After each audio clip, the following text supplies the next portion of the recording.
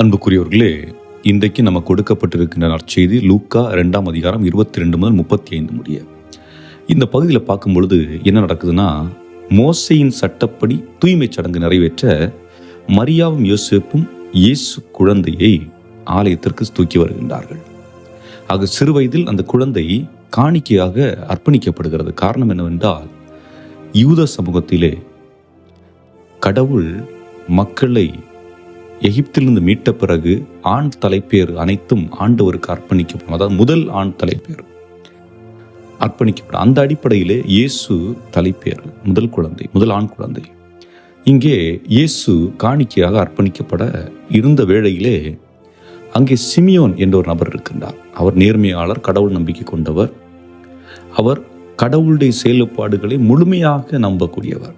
ஆக கடவுள் வருவார், எப்படியாவது இந்த சமூகம், இந்த உலகம், இந்த மனிதர்கள் மீட்கப்படுவார்கள் என்ற நம்பிக்கையில் இருந்த ஒரு மனிதர்.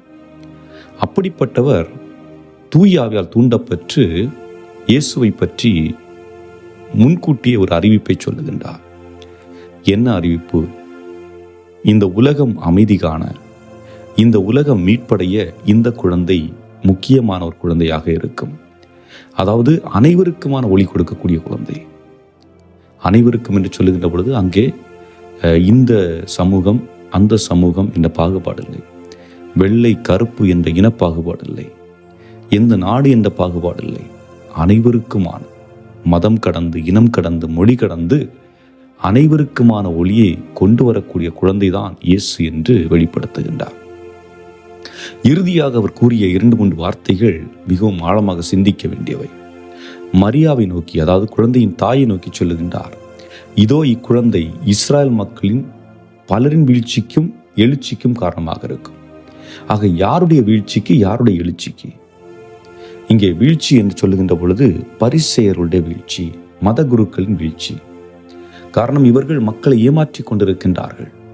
ஆக இயேசுடைய பிறப்பினால் அவர்களுடைய வண்டவாளம், அவர்கள் செய்கின்ற தவறுகள் மக்களுக்கு தென்பட்டு விடும்.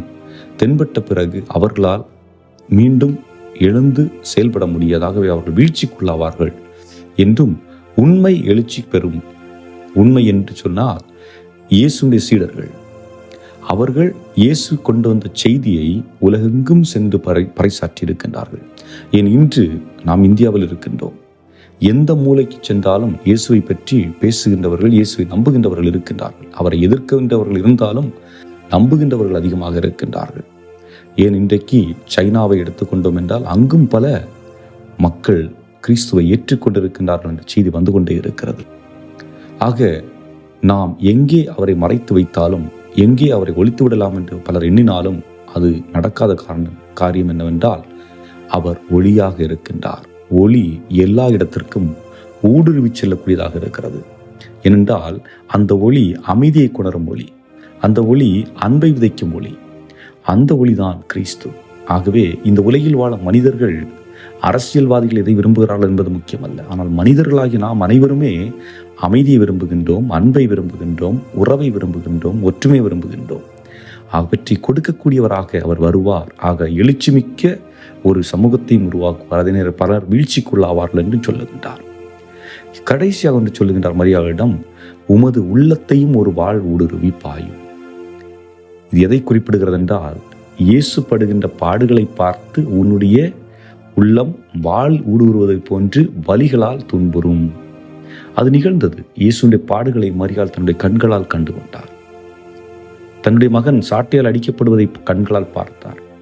சிலுவையில் ஆணியால் அறையப்படுவதை பார்த்தார். ஒரு தாயினுடைய உள்ளம் எப்படி நொந்து போயிருக்கும், எப்படி துன்புற்று இருக்கும் என்று எண்ணி பாருங்கள். ஆக அன்னை மரியாளுக்கு அவர் கொடுத்த வார்த்தை தான், உமது உள்ளத்தையும் ஒரு வாழ் ஊடுருவி பாயும். ஆக அன்னை மரியாள் அந்த வேதனையோடு தான் தன்னுடைய வாழ்வை வாழ்ந்தார். ஆனால் அதற்காக தன்னுடைய மகனை காப்பாற்றும் விதமாக அவர் கொடுத்த அந்த தியாகத்திலிருந்து விடுபடுவதற்கு அவரை சொல்லவில்லை.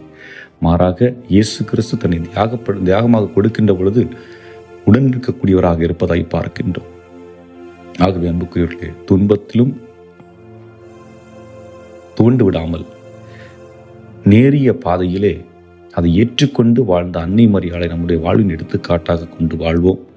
அதுபோன்று நாம் வீழ்ச்சிக்குரியவர்களாக இல்லாமல் எழுச்சிக்குரியவர்களாக வாழவும், ஜெபத்தில் அதிகமாக ஆழப்பட்டு தூய ஆவியானவரை கொடையை பெற்று வாழக்கூடியவர்களாக வாழ வேண்டிய அருள்வரத்தை வேண்டுவோம்.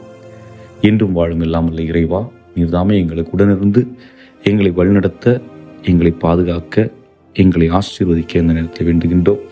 எங்கள் ஆண்டவராய் கிறிஸ்து வழியாகவே மன்றாடுகின்றோம். ஆமென்.